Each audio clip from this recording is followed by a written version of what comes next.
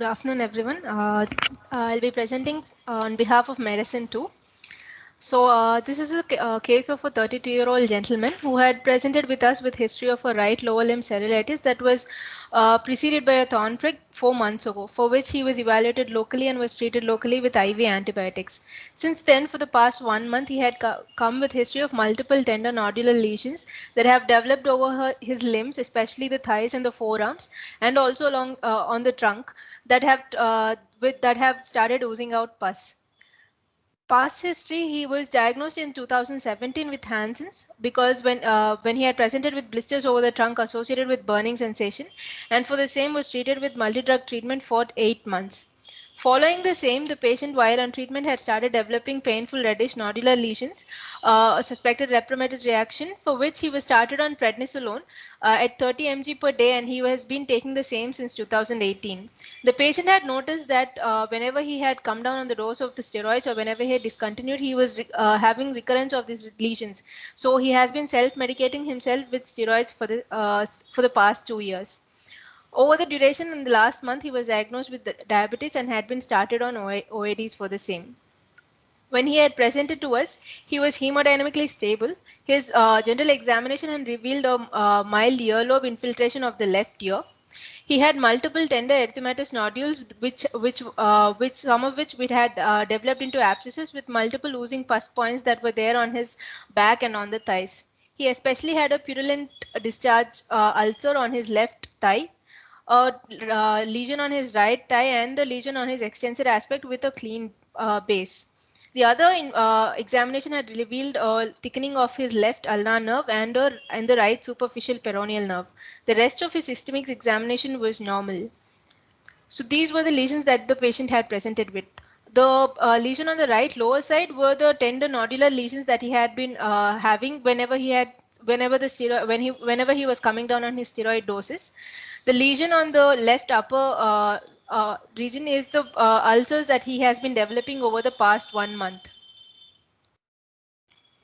So at this point of time, we were considering a probable underlying immunocompromised state with which the patient had the differentials that currently being a disseminated melioidosis or an infective endocarditis with disseminated staph or a disseminated tuberculosis or atypical mycobacterial infections, disseminated cryptococcosis infection or brucellosis infection. The investigations that we had done here, we had shown elevated counts with left shift. He had around 14,900 counts with 92% neutrophils and 4% lymphocytes at presentation. He did not have any renal dysfunction, no hepatic dysfunction. The cultures that were sent from the pus from the ulcer and the tissue that was biopsied during debridement of the ulcer had grown Cryptococcus neoformans, and the histopathological examination had shown intra and extracellular yeast forms that were suggestive of Cryptococcus. The other cultures that were sent from the CSF and the blood did not show any growth. So we were we worked him up further to see as to why he was predisposed to develop this Cryptococcus infection. He was tested for any bloodborne viruses for which he was negative. His CD4 counts were found to be on the lower side. He had 208 of them. However, at this point of time, he had a 94% neutrophilic predominance elevated counts that he had probably secondary to the infection. His immunoglobulin levels were also evaluated and were found to be in the normal range. His bone marrow analysis was done to look for any features of malignancy, which was negative for the same. So after the investigations, we had diagnosed him with a widespread cutaneous Cryptococcus infection in the setting of a chronic steroid use that had compromised his immunological status. So coming to cutaneous Cryptococcus, so this cutaneous Cryptococcus can either be localized or a disseminated Cryptococcosis. Localized is when the lesions are confined within a limited part of the skin and there's no systemic dissemination of the infection. So there shouldn't be any associated fungemia or antigenemia present during this time. There was a case series that was done in Japan in 2018, where they had over a period from 1968 to August 2018, they had diagnosed 65 cases of cryptococcosis, and out of which 68% of them were immunocompromised and 32% were immunocompetent patients.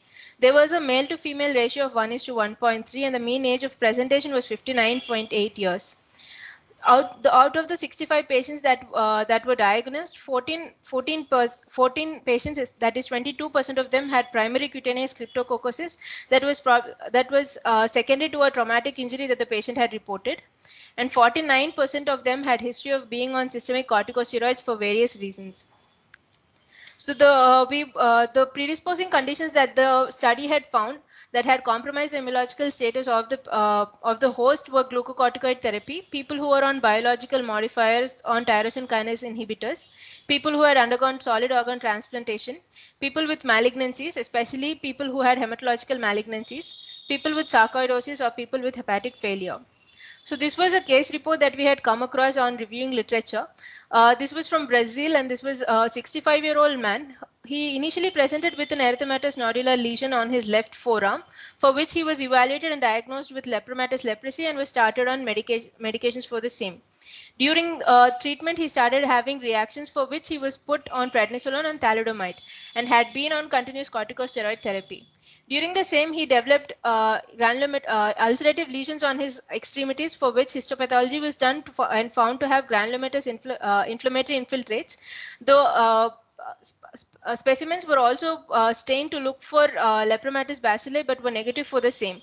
However, they had seen histiocytes containing organisms that were over-like or coma-like, suggesting Cryptococcus infection. This patient also had a low CD4 count of 189 and was negative for HIV. He was stopped off his prednisolone therapy and was started on fluconazole. After being on the fluconazole treatment, his nodular cutaneous lesions had regressed after 3 months of therapy, and after 5 months, the repeat cultures that were done from the lesions were sterile. This was another case that we had come across. This was a 71-year-old gentleman who had been long-term corticosteroid therapy for his lupus nephritis, and he had presented with a right arm cellulitis. He also was diagnosed with cutaneous cryptococcosis, and with further evaluation was found to have actually a disseminated infection that was involving his meninges, blood, and pulmonary system as well. So we are usually more commonly known to have used to have CNS manifestations of cryptococcosis, and this is a chance for us to look at the other systemic manifestations that cryptococcosis infection can have. Apart from CNS infection, the second most common system that is involved is the pulmonary system. After that will be the skin lesions, and skin lesions can present in a can present in various types, as in the patients can present with papules or plaques, can develop ulcers that can form abscesses, can have cellulitis, and can form sinus tracts as well. Especially in patients who are infected with HIV, patients can present with umbilicated papules resembling molluscum, and patients who are post-transplant usually present with cellulitis. Cryptococcus can also involve the skeletal system, vertebrae being the most common site, having well circumscribed osteolytic lesions. However, septic arthritis is a rare condition caused by cryptococcosis. Especially when there's a disseminated infection, any body site or structure can be infested with cryptococcosis. Prostate being a reservoir, especially in patients who have prostatic enlargement. When we come across cryptococcosis that have non-CNS and non-pulmonary manifestations, it's usually a disseminated infection that we're looking at, and dissemination has to be ruled out with multiple blood cultures and CSF cultures. This was a study that was done in US recently, and they had looked at the patients who were presenting with cryptococcosis, and they had looked at the percentage of patients presenting with CNS, pulmonary, and other manifestations. They've noticed that patients who were not HIV positive or not post-transplant had a higher percentage of other systemic manifestations. They've also noticed that over the course, the incidence of cryptococcosis infection had remained the same. However, the case mix, that is, patients who were seronegative and patients who were not that immunocompromised, were becoming higher, were tending to be higher on the list. So the treatment of cutaneous cryptococcus depends on if it's a disseminated infection or a localized infection, and if it's a disseminated infection, it has to be treated like how a cryptococcal meningoencephalitis would be treated. The other, if it's just a localized infection, patients will, the first line of therapy would be fluconazole. So the take-home message would be to consider cutaneous cryptococcosis as a possibility in patients who are even seronegative, to look for predisposing conditions and the treatment regimens that have to be used. Thank you. All right. Thanks, Rhoda. Anything from Nalini? Nalini, do you want to add on anything?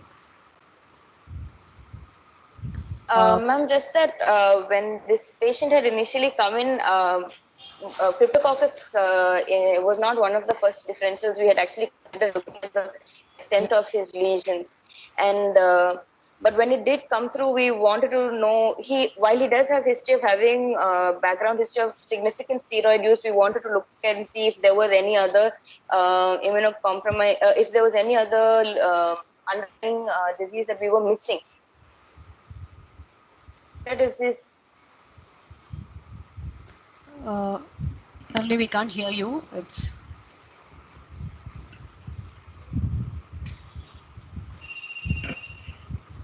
Nalini, we can't hear you.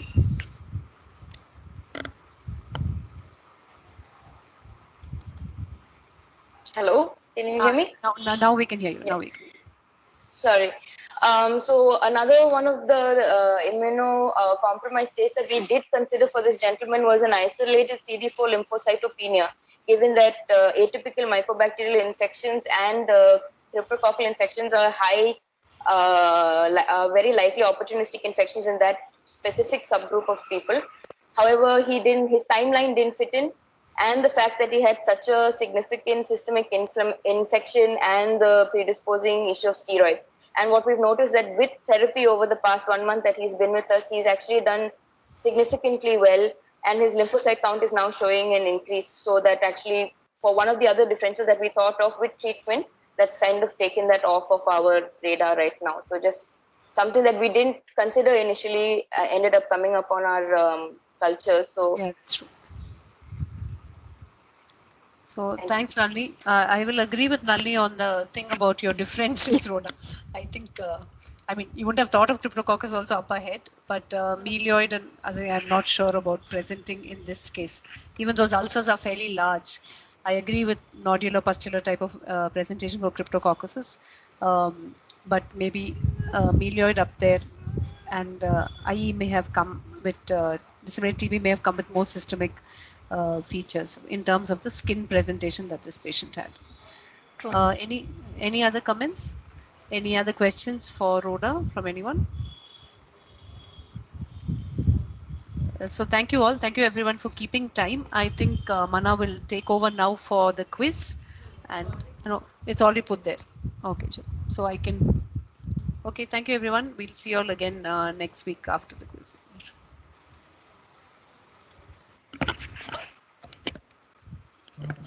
Thank you, Soumya, for leading the session today and for the registrars.